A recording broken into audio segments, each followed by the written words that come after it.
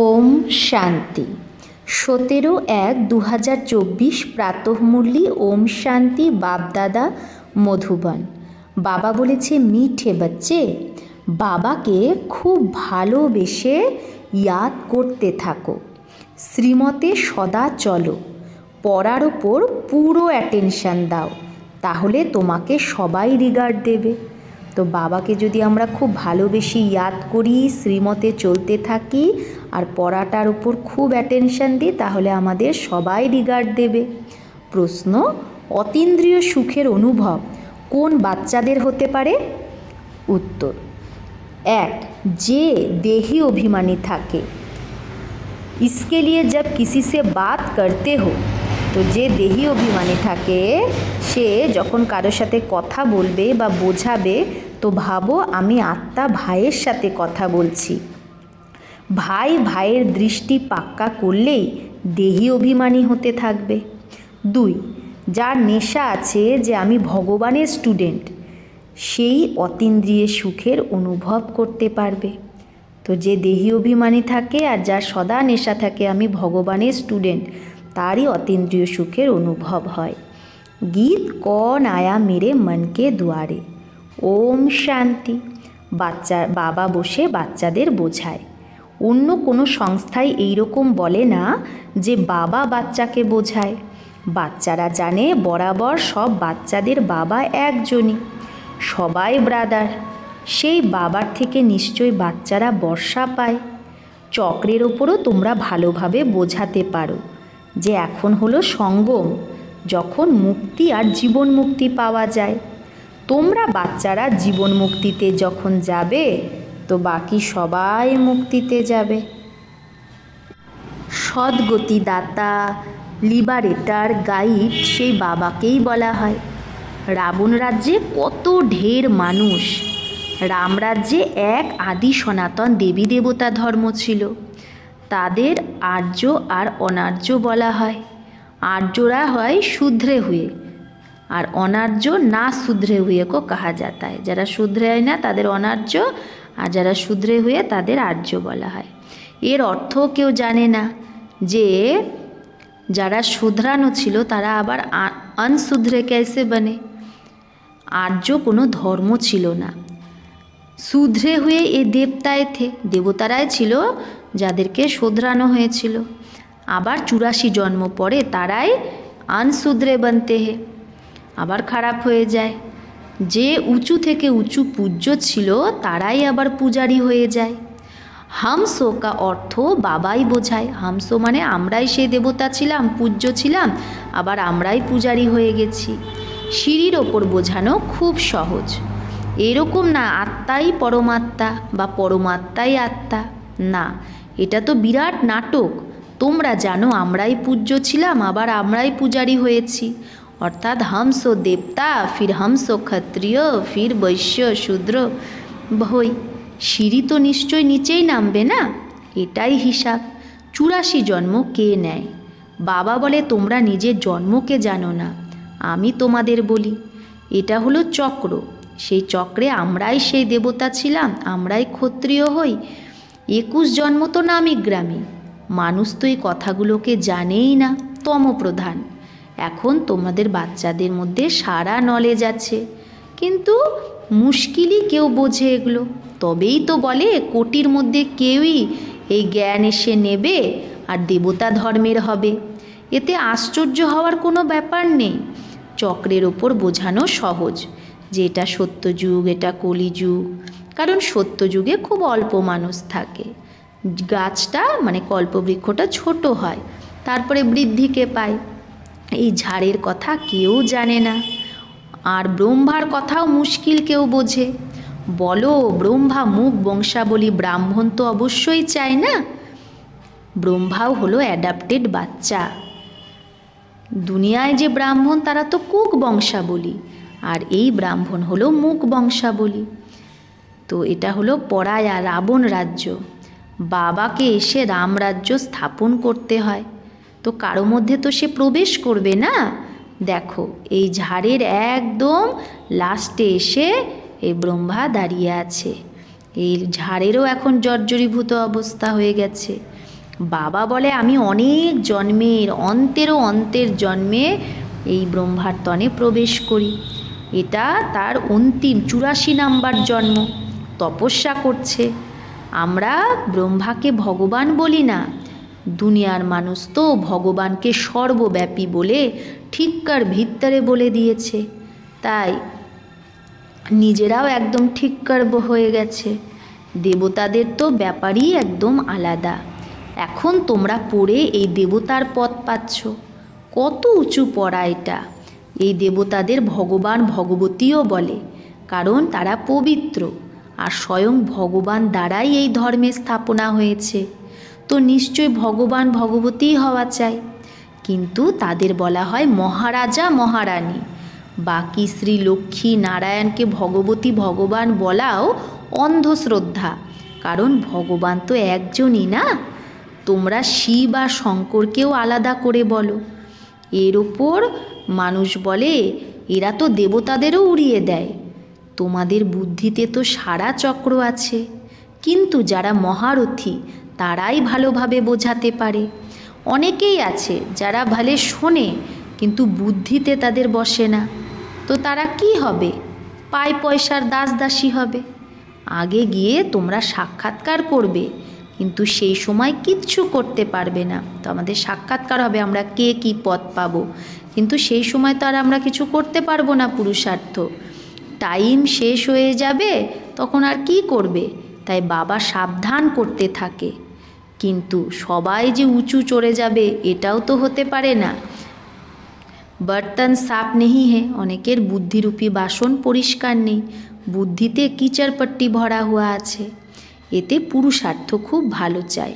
চিত্রের ওপর বোঝানোর খুব প্র্যাকটিস করা উচিত, না হলে লাস্টে পস্তাতে হবে।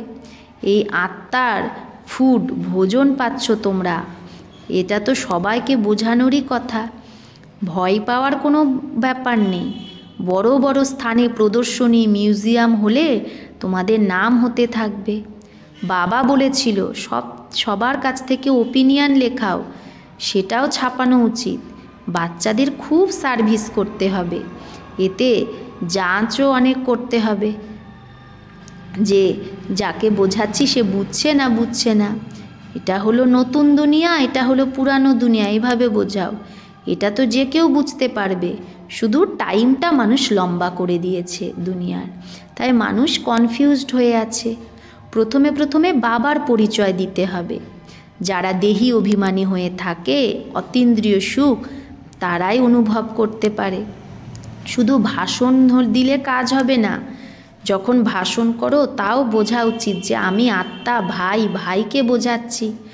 আত্ম অভিমানী হওয়া এতে অনেক মেহনত চাই, কিন্তু বাচ্চারা ঘড়ি ভুলে যায়। বাবাই এসে বাচ্চাদের বোঝায়। গায়নও আছে, আত্মা পরমাত্মা আলাদা ছিল অনেককাল। এর অর্থ তোমরাই জানতে পারো। যারা মহারথী হয় তারা নিজেকে আত্মা ভেবে বাবাকে ইয়াদ করার, তাদেরকে অনেক প্র্যাকটিস করা উচিত। নিজেকে আত্মা ভেবে পরমাত্মাকে স্মরণ করার, বাবাকে। তবেই তো নিজেকে পাওয়ারফুল বুঝতে পারবে। যে নিজেকে আত্মাই ভাবে না সে কি ধারণা করবে? ইয়াদের দ্বারাই তোমাদের মধ্যে সেই ইয়াদের বল হবে, জৌহর ভরবে। জ্ঞানকে বল বলা হয় না, যোগ বল বলা হয়। যোগ বলের দ্বারাই তোমরা বিশ্বের মালিক হও। এখন তোমাদেরকে অনেককে আপসমান বানাতে হবে। যতক্ষণ না অনেককে নিজের মতো বানাবে ততক্ষণ বিনাশও হবে না। ভলে বড় লড়াইও যদি লাগে তাও বন্ধ হয়ে যাবে। এখন তো অনেকের কাছে বোম আছে, কিন্তু এগুলো রাখার জিনিস না। পুরানো দুনিয়ার বিনাশ আর এক আদি সনাতন ধর্মের স্থাপনা তো অবশ্যই হবে। অল্প সময় পরেই সবাই বলবে বরাবর এটা তো সেই মহাভারী লড়াই। ভগবানও অবশ্যই আছে। যখন তোমাদের কাছে অনেক লোক আসবে তখন সবাই তোমাদেরকে মানতে থাকবে, বলবে এদের তো অনেক বৃদ্ধি হচ্ছে, ইনমে বহুত মাইট হে, এদের মধ্যে অনেক শক্তি আছে, এদের সংখ্যা তো আরও বৃদ্ধি পাচ্ছে। তোমরা যত ইয়াদে থাকবে তত তোমাদের মধ্যে শক্তি আসবে। বাবার ইয়াদের দ্বারাই তোমরা অন্যকে লাইট দাও। এই দাদা ব্রহ্মাও বলে আমার থেকেও এই বাচ্চারা খুব ভালো সার্ভিস করে, এখন অল্প দেরি আছে। যথার্থ যোগে যথার্থ রীতি কেউ থাকতে পারে না। তাই বাবা বলছে এখনও সেই সময় আসেনি যে যথার্থ ইয়াদে থাকবে, কিন্তু এখনও সেই অবস্থা দেরি আছে। নিজেরাও তোমরা ফিল করো যে যোগে আমার কমি আছে, তাই বরাবর তীর লাগে না। ভগবান কুমারীদের জ্ঞানবান ভরে দেয়। তোমরা প্রজাপিতা ব্রহ্মা কুমার কুমারী না, এ হলো ব্রহ্মা, তোমরা হলে অ্যাডাপ্টেড বাচ্চা। ক্রিয়েটার তো একজনই, বাকি সবাই পড়ছে, তার মধ্যে এই ব্রহ্মাও পড়ছে। আবার এ রচনা হয়ে গেল, তোমরা দেবতা হবে, দৈবী গুণ ধারণ করছো। কোথাও কোথাও স্বামী স্ত্রী দুজনে দুটো পা একসাথে চলতে পারে না, মানে দুজনে এ জ্ঞানে একসাথে চলে না। जैसे कि रेती पर खड़े है, বাবা নাম নেহি লেতে হে।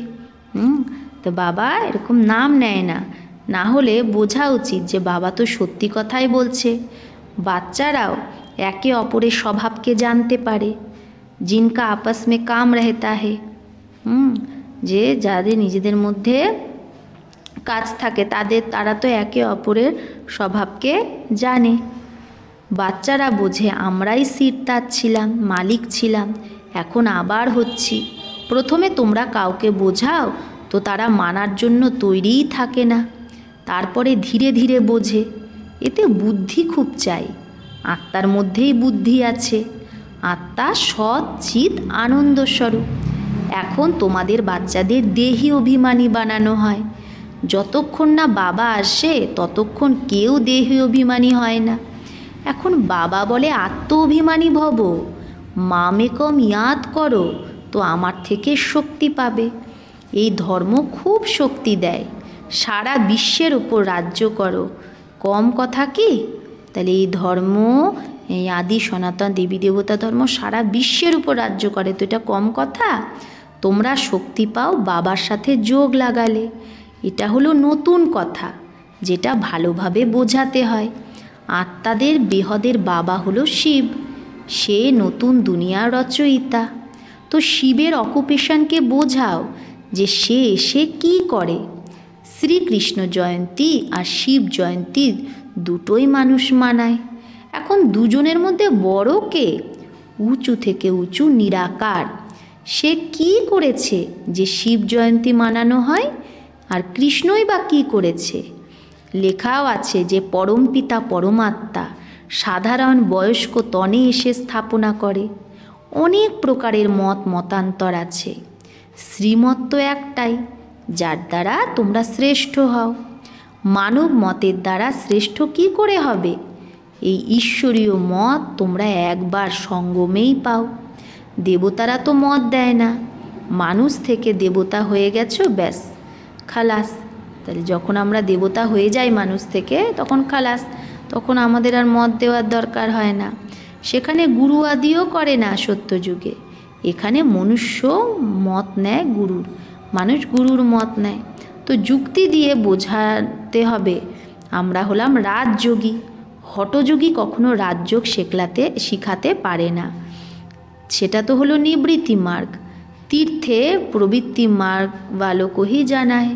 তো তীর্থে কারা যায়? যারা প্রবৃত্তিতে থাকে, ঘর সংসারে থাকে, তারাই তো তীর্থ করতে যায়।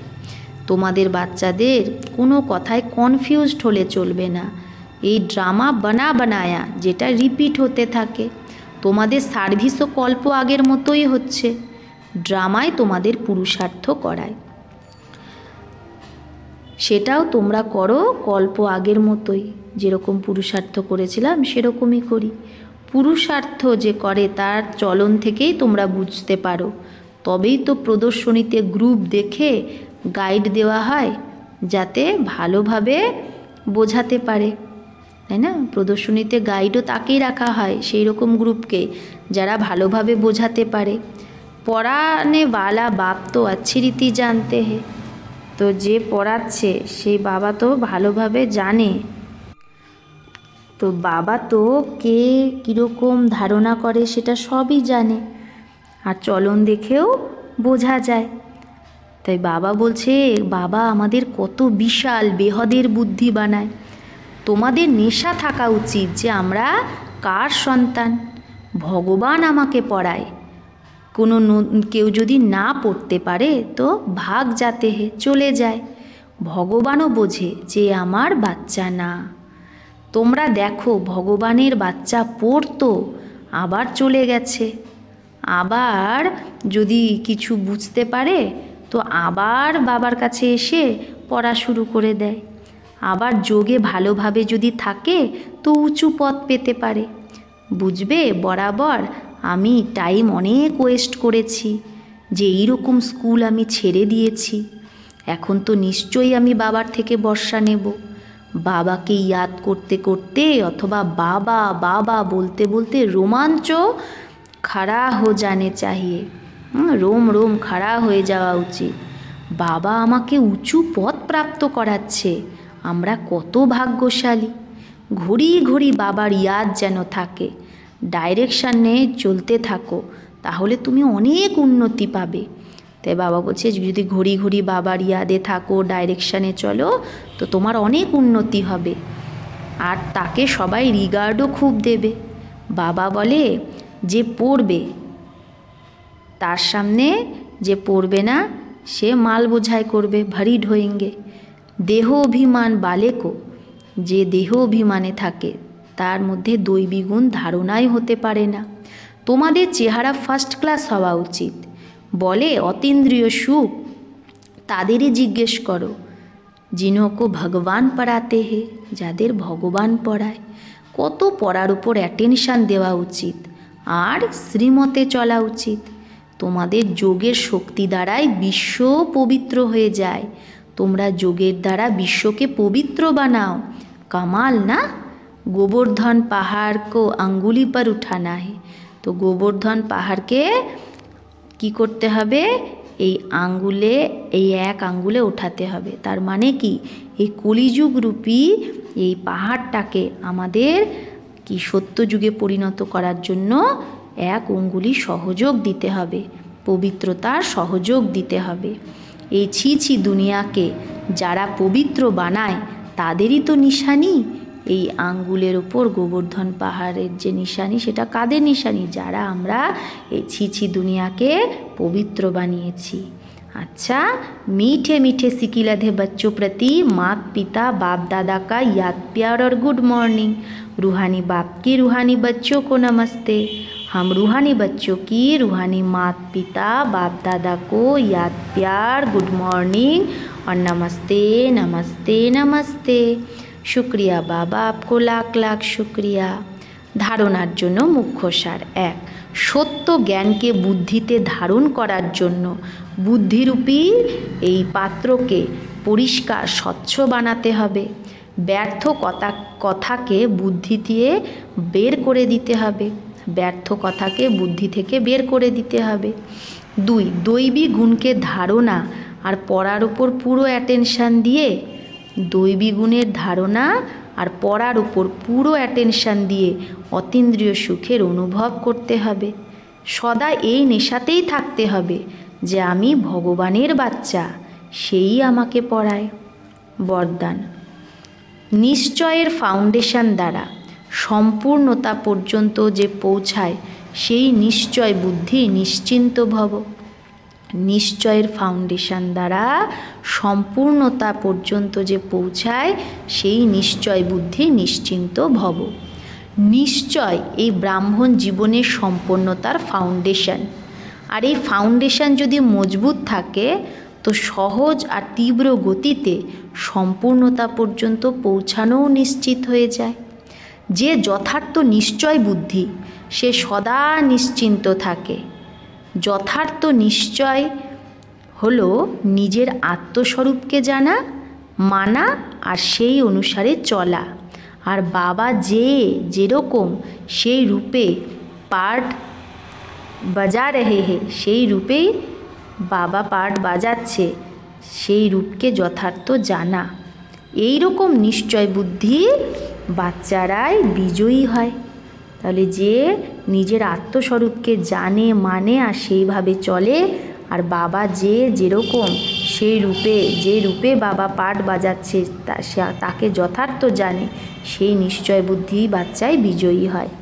স্লোগান: নিজের সময়কে, সুখকে, প্রাপ্তির ইচ্ছাকে সবার প্রতি যে দান করে সেই মহাদানী। তো যে নিজের সময়কেও সবার প্রতি দান করে, নিজের সুখকেও সবার প্রতি দান করে, নিজের প্রাপ্তির ইচ্ছাকেও সবার প্রতি দান করে, সেই মহাদানী। অব্যক্তি সাইলেন্স দ্বারা ডবল লাইট ফরিস্তা স্থিতির অনুভব করো। যেরকম শুরুতে অভ্যাস করতে যে চলছি, কিন্তু স্থিতি এইরকম যে অন্যরা ভাবছে এটা কোনো লাইট যাচ্ছে, তারা শরীর দেখতে পাচ্ছে না। এই অভ্যাসের দ্বারা প্রত্যেক প্রকার পেপারে তোমরা পাস হয়েছিলে। তো এখন যখন সময় খুব খারাপ আসছে, তো ডবল লাইট থাকার অভ্যাস বাড়াও। অন্যেরা যেন সদৈব তোমার লাইট রূপটাকেই দেখতে পায়, এটাই হলো সেফটি। ভেতরে আসবে আর লাইটের দুর্গ দেখতে পাবে। তাহলে তার জন্য কি করতে হবে? আমাদের এই ফরিস্তা স্বরূপের অভ্যাস বাড়াতে হবে, যাতে অন্যেরা আমাদের লাইট রূপকেই দেখতে পায়। আচ্ছা, ওম শান্তি।